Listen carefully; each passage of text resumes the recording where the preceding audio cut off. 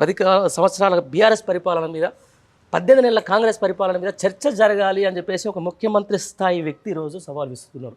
అసలు ఏంది నిజంగా అంత 10 సంవత్సరాల పరిపాలన బీఆర్ఎస్ పరిపాలన మర్చిపోయాలే 18 నెలల కాంగ్రెస్ పరిపాలన ఉందని మీరు అనుకుంటారా? పండారి గారు, మీరు కూడా జర్నలిస్టుగా అనేక సంవత్సరాలు ఉన్నారు. అవును. అనేక సంవత్సరాల నుంచి అనేక రాజకీయ పార్టీల పనితీరును మీరు గమనిస్తూ ఉన్నారు. అవును అవును. ఇవాళ 18 నెలల కాలంలో కాంగ్రెస్ పార్టీ అధికారంలోకి వచ్చింది. ముఖ్యమంత్రిగా రేవంత్ రెడ్డి గారు సీటు మీద కూర్చున్నాడు. ఓకే. సీటు మీద కూర్చున్న తర్వాతకి ఏ కార్యక్రమాలు ఆ ఎలక్షన్ల సమయంలో మేనిఫెస్టోలో పెట్టినారు, ఇవాళ ఏ కార్యక్రమాలు అమలు చేస్తారనే దాని మీదనే చర్చించుకుందాం. ఇప్పుడు కొండంత రాగం తీసి పిచ్చకుంట పాడబడినట్టు ఏదైతే ఎలక్షన్ల సమయంలో 420 హామీలు ఇచ్చినారు, 6 గ్యారెంటీలు ఇచ్చినారు. 6 గ్యారెంటీల్లో సుమారు 13 అంశాలు దానిలో చేర్చినారు. నేను అడుగుతున్న పండారి గారు, మీరు జర్నలిస్ట్, ఒకవేళ మా తప్పుంటే నాకు చెప్పండి. ఏదైతే ఎలక్షన్ సమయంలో మీరు ఇస్తున్నటువంటి హామీలలో 6 గ్యారెంటీలలో 13 అంశాలకు సంబంధించి నేను చెప్తాను మీకు, మీ టీవీ చెప్తాను.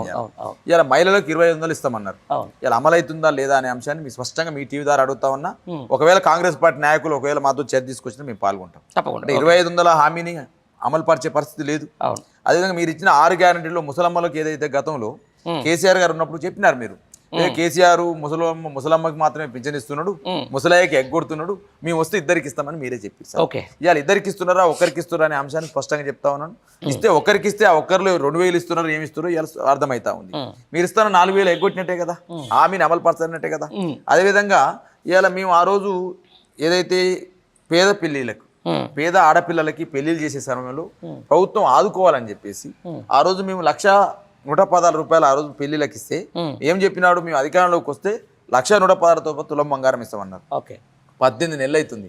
ఇలా మీ టీవీ ద్వారా రిక్వెస్ట్ చేస్తా ఉన్నా, ఏదైతే ఈ సంవత్సరం ఈ 18 నెలల కాలంలో అనేక మంది ఆడపిల్లల పెళ్లిళ్ళని ఏ ఇంటికైనా వెళ్ళండి, మీరు పెళ్లి కార్డు కూడా మీకు ఇస్తా, నేను పెళ్లి కార్డు కూడా మీకు ఇస్తా, అడ్రస్ ఇస్తా, వెళ్ళి అమ్మ మీకు తులం బంగారం ఏమైనా వచ్చిందని అడగండి. అంటే హామీని అమలు చేయనట్టే కదా. అదేవిధంగా కౌలు రైతులు, రైతు కూల గురించి చాలా మాట్లాడి పండారు కదా.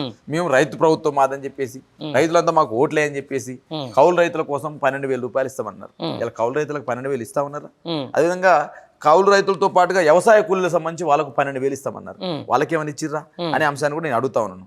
కాబట్టి మీరు ఇవాళ ఏదో కొండంత రాగం తీసి పిచ్చకుంట పాడబడినట్టు ఇవాళ ఏదో మేము మా 10 ఏళ్ల ప్రభుత్వం 18 నెలల కాంగ్రెస్ సర్కారుకు 10 ఏళ్ల బీఆర్ఎస్ ప్రభుత్వానికి మధ్యన మేము చర్చ పెడదాం, ఏడ దగ్గర చర్చ పెడదాం అంటే ఊళ్ళలోకి పోతే తెలుస్తుంది. ఇవాళ ఊళ్ళలోకి పోతే మీరు అదే యాప చెట్టు దగ్గర ఉన్న అడగండి, అయ్యా పింఛన్ వస్తుందా అడగండి, రేవంత్ రెడ్డి ఇస్తున్నా అడగండి, ఎన్ని బూతులు తిడతారో మీరు చూడండి. రైట్, అది చూస్తున్నాం. బేసికల్ గా అంటే జరగాల్సిన అంశాల మీద చర్చ జరగట్లేదు. అంటే మీరు అన్నట్టు కళ్యాణ లక్ష్మికి సంబంధించిన తులం బంగారమే జరగట్లేదు, పింఛన్ల పెంపు మీద జరగట్లేదు, లేకపోతే 15,000 అని చెప్పేసిన తర్వాత 12,000 ఇస్తున్నటువంటి రైతు బంధు మీద జరగట్లేదు.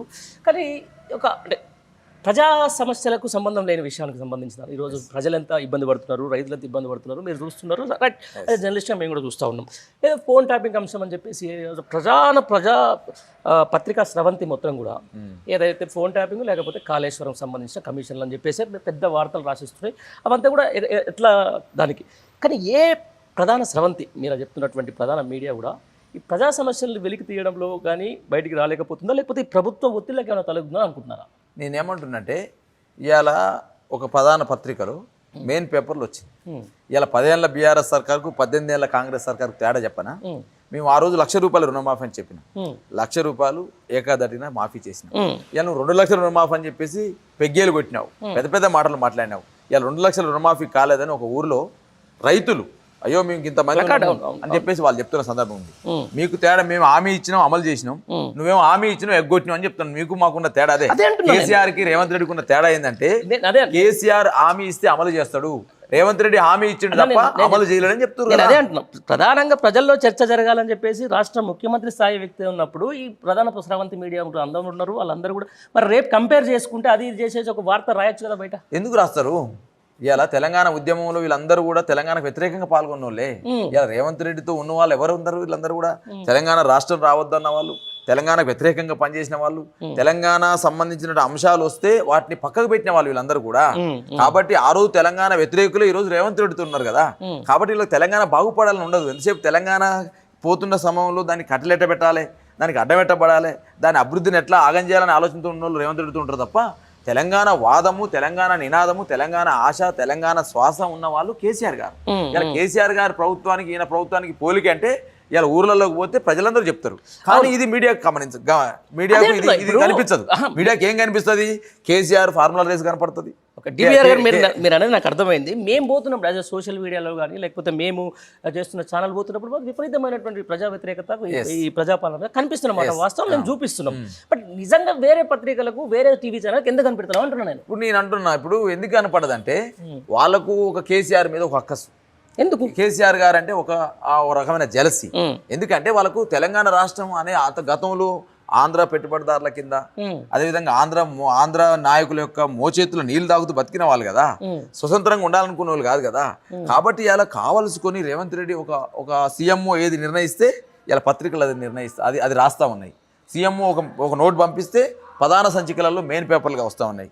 సరే ఇలా నేను అడుగుతాను, 100% ఒక విద్యార్థి నాయకుడిగా, ఒక ఉద్యమకాడు అడుగుతా ఉన్నాం. కేసీఆర్ గారు 11 దఫాలుగా 80,000 కోట్ల రూపాయలు టెన్షన్ గా టకీమని రైతు సంబంధించి రైతు బంద్ వేసినాడు.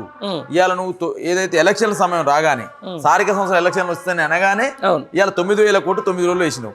అరే గతంలో పెండింగ్లు ఉన్న రైతు బంద్ ఎందుకు వేయలేకపోయినావు? అంటే గతంలో కేసీఆర్ గారు నాట్లకు మధ్యన రైతు బంద్ వేస్తే ఈయన ఓట్లకు మధ్యన రైతు బంద్ వేస్తా ఉన్నాడు. అంటే ఎంపీ ఓట్లు వచ్చిననుకోండి రైతు బంధు గుర్తొస్తుంది, ఎంపీ ఓట్లు వచ్చిననుకోండి రుణమాఫీ గుర్తొస్తుంది. కానీ ఆ మిగతా సమయంలో రుణమాఫీ గుర్తురాదు, రైతు బంధు గుర్తురాదు.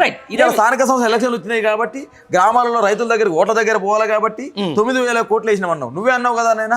ఒక వారం ముందు 10 రోజుల ముందు ఏం చెప్పిండు రేవంత్ రెడ్డి గారు?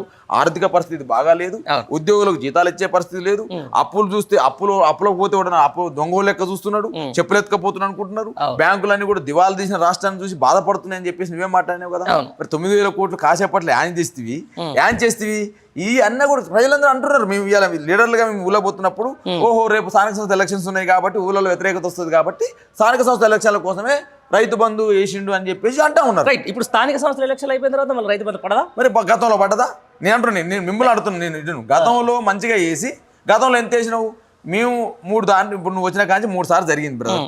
ఆ 3 సార్లలో కేసీఆర్ గారు ట్రెజరీలో ఉంచిన పైసలే 7,500 కోట్లు. 7,500 కోట్లు 7,500 కోట్లలో 5,000 మాత్రమే వేసినావు, 2,500 కోట్లు ఎగ్గొట్టినావు. మళ్ళీ తర్వాత దానికి సంబంధించి 3 ఎకరాలకు వేసినావా, 2 ఎకరాలకు వేసినావా, ఎకరానికి వేసినావా తెలియదు. నువ్వు ఇస్తున్న 15,000 ఏదైతే 15,000 కాస్త 12,000 అయింది. ఆ 12,000 కూడా నువ్వు ఎన్ని ఎకరాలకు ఇచ్చినావు? లేవు. ఇంకో మాట కూడా నేను మీ టీవీ ద్వారా చెప్తాను, ఎక్కువ ప్రజలు కూడా వినాల్సిన అవసరం ఉంది. కేసీఆర్ ఏమన్నాడు? రాళ్ళకేసినావు, రప్పలకేసినావు, రియల్ ఎస్టేట్ భూములకేసినావు అని చెప్పేసి అన్నావు కదా రేవంత్ రెడ్డి. ఇక నేను అడుగుతాను, నువ్వు రాళ్ళకేసినావా, నువ్వు రప్పలకేసినావా, రియల్ ఎస్టేట్ భూములకేసినావా, ఎంచర్లకు వేసినావు అని అడుగుతున్నాయి. ఇలా గతంలో కేసీఆర్ కూడా 70 లక్షల రైతాంగానికే ఇచ్చిండు. గతంలో కేసీఆర్ కూడా 1,50,00,000 ఎకరాలకే ఇచ్చిండు. మరి ఇవాళ నువ్వు కూడా ఎలక్షన్ల సమయంలో 1,50,00,000 ఎకరాలకు ఇచ్చినావు అని చెప్పేసి నువ్వు మాట్లాడుతున్నావు కదా.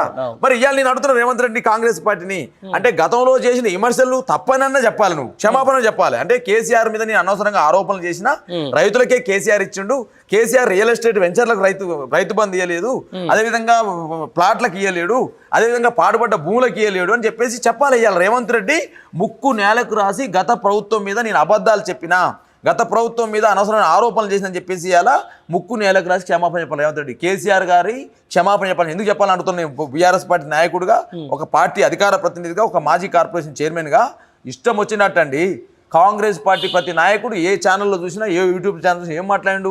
రియల్ ఎస్టేట్ వెంచర్లకు వేసిండు, పాడుపడ్డ భూములకు వేసిండు అని మాట్లాడినా కదా. నువ్వు ఇది ఇవాళ నువ్వు వేసినావు కదా.